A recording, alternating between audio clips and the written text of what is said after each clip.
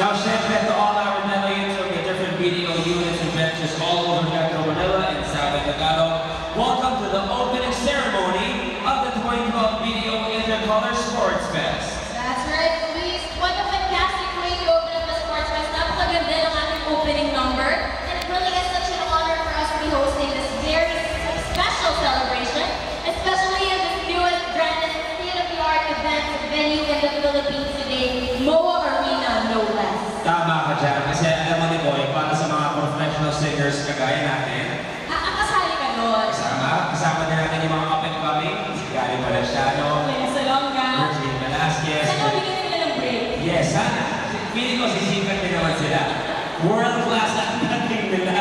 Pero syempre, exactly like what you said earlier, pang MOA Arena talaga, ang galing din natin sa pag-awit. At syempre, ang video ay dapat nandito talaga gawin. Talaga naman, Luis, kung world-class na din naman ang pag-uusapan, ay sigurado world-class ang talino at galing ng ating mga video delegates na narito ngayon sa MOA Arena, and in the next few days, they will be displaying their athletic skills in true Olympic fashion, and they will be playing their sports events in the spirit of dynamic teamwork. That's right.